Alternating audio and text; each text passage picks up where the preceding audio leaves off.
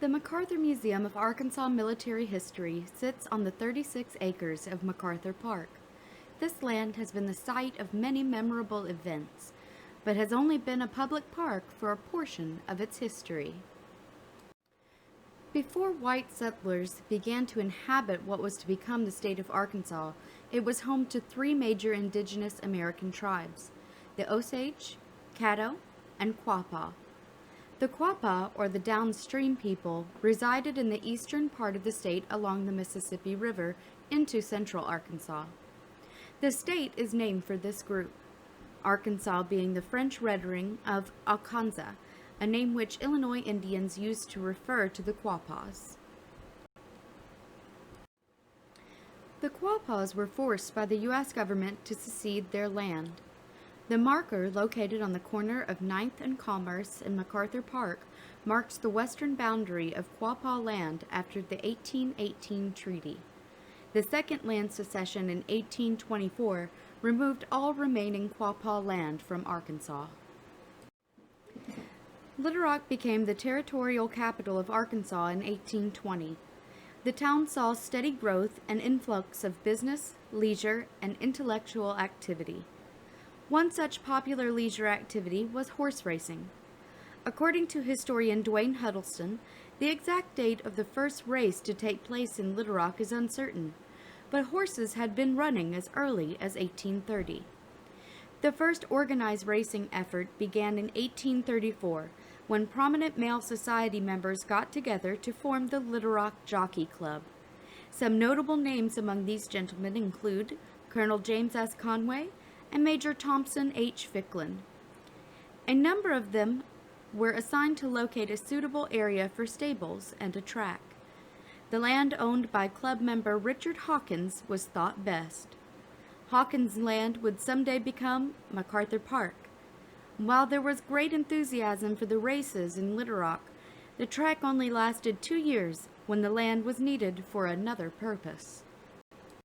Upon receiving statehood in 1836, with Little Rock becoming the state capital, the people of Arkansas petitioned the federal government to place an arsenal in the city. The citizens feared attacks from indigenous Americans as they moved west through the town on the Trail of Tears. After review of the city, officials decided upon the land that held the Little Rock Jockey Club for the arsenal. The land, they believed, was far enough on the outskirts of town to prevent any potential damage from unintended blasts. The first building erected on the site was the Tower Building, completed in 1840. The Tower Building had only one entrance that faced away from 9th Street and entered into the basement. The original entrance still exists and is used as an employee entrance to the museum. The grand staircase seen today was not part of the original plans. When it was first constructed, each floor was connected by a spiral staircase that went from the basement to the top of the tower. Munitions were moved from floor to floor using a pulley system located in the middle of the tower. Each floor was post and lintel construction and were open spaces in the style of a warehouse. As time moved on, other buildings were added to the arsenal grounds. Here we see officers' quarters, married officers' quarters, a storehouse, and a magazine. These buildings, constructed around 1871, were barracks for enlisted men. The parade grounds, located just behind the Tower Building, were used from the beginning for drills and marching. In 1861, the Little Rock Arsenal almost witnessed the start of the Civil War. Little Rock had just received its first telegraph lines in the city. The local government and well-to-dos chose prominent attorney John Harrell to have the privilege of sending the first message. He decided to send local news and gossip. Unfortunately, that gossip included an unconfirmed rumor that as other states seceded from the Union, federal reinforcements were headed for the Little Rock Arsenal. This message led around 1,000 militiamen from south and eastern Arkansas to demand the surrender of the garrison, or they would take it by force. On February 12, 1861, Captain James Totten, who was stationed at the Little Rock Arsenal with no orders from his superiors, abandoned the arsenal to avoid the cause of civil war. The arsenal was then turned over to Governor Rector for the state of Arkansas. Ladies of the town were so appreciative of Captain Totten that they had a sword made for him. He would later use this sword in battle for the Union. Arkansas seceded from the Union in May of 1861. However, the arsenal and Little Rock as a whole didn't stay under Confederate control for very long. In 1863, the Union Army invaded Little Rock again and recaptured it along with the northern region of the state for the Union. There are markers around town and in North Little Rock and Bayou Fush recognizing the Little Rock campaign. The Little Rock Arsenal returned to Union control. That same year gave birth to Arkansas's best-known Civil War figure. David Owen Dodd has more memorials in his name throughout the state than any other Civil War figure. At 17 years old, David was arrested and hanged for spying for the Confederacy. Misinformation, lost cause legends, and exaggerations cloud his story. However, it is known for a fact that the site of his death was just east of the arsenal grounds.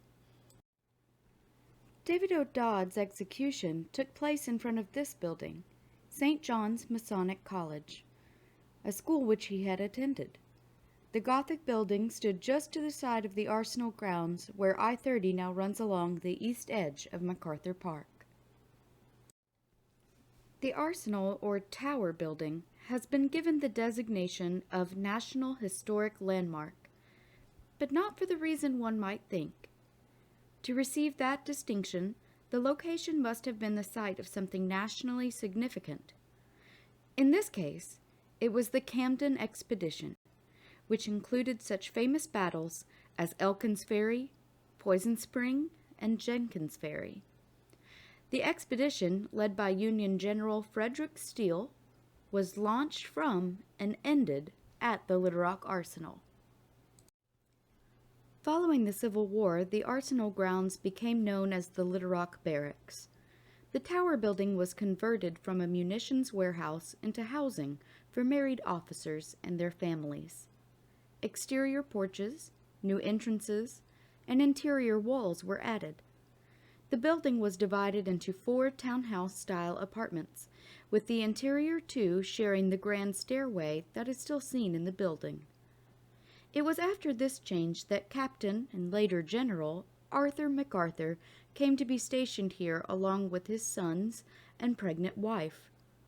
On January 26, 1880, his wife gave birth to their 3rd son, Douglas MacArthur. Douglas would go on to become one of the most famous and decorated U.S. generals in history. 10 years later, the U.S. government decided to close the Little Rock Barracks and offered to trade the land to the city of Little Rock for 36 acres on the north side of the river, now known as Fort Roots. The trade was contingent on the agreement that the land would forever after be used as a public park.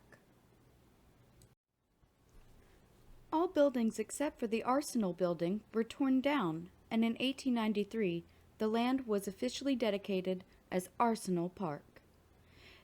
The name changed to City Park soon after. Activities throughout the park included ice skating, kite flying, picnicking, and even baseball games.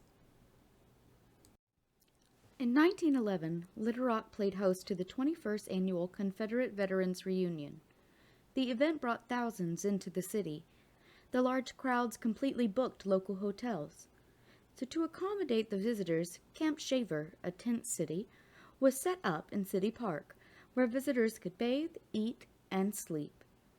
A hot air balloon was sent up in the park, and the Capitol Guard's memorial statue was dedicated during this multiple-day event. The statue was removed due to vandalism earlier this year. The early 20th century ushered in new additions in the park. Fire Station 2 was built on the western edge of the park facing Commerce Street, and the Foster Bandshell was erected. In the 1920s, the park was briefly used as an auto park. The Depression era brought new buildings and projects to the park in the form of Works Progress Administration projects. These included a fish pond, completed in 1933, the University of Arkansas for Medical Sciences, now the Bowen Law School, built in 1935, and the Museum of Fine Arts, built in 1936, now the Arkansas Arts Center. In 1942, the park's name changed again, this time to MacArthur Park, as we know it now, in honor of General Douglas MacArthur. It was during the same year that Miss Bernie Babcock moved into the long vacant tower building to open the Museum of Natural History and Science. The museum had been in 2 other locations before finding its long-term home here in the park. The exhibition's wild generations with stuffed birds, shrunken heads, and even mummies. Many visitors to the tower building in present day bring up their fond memories of visiting this museum as a child. The mid-20th century into the early 2000s brought great change to MacArthur Park. The Foster bandshell was removed, and the fish pond altered. The Museum of Fine Arts became the Arkansas Art Center and underwent expansion. The Museum of Natural History and Science left the tower building to become the Museum of Discovery in its new location in the River Market. The park now has a dog park, and the tower building holds the MacArthur Museum of Arkansas Military History. Today, there is more history to be made. The MacArthur Park Group meets every Friday morning at 8 a.m. in the MacArthur Museum of Arkansas Military History to discuss ongoing maintenance of the city's first park and improvement projects. The meetings are open to the public. Fire Station 2 is now the Firehouse Hostel and Museum, and the Arkansas Art Center is undergoing another renovation set to open in 2022 with a world-class facility. Thank you for joining me in a look back into the history of Little Rock's first public park, a vast acreage with a vast history, and still more to come. If you are interested in learning more about the history of MacArthur Park, or interested in getting involved with the MacArthur Park Group, please see the contact information here on your screen. We hope you have enjoyed this presentation, and we hope that you'll join us again soon. Thank you.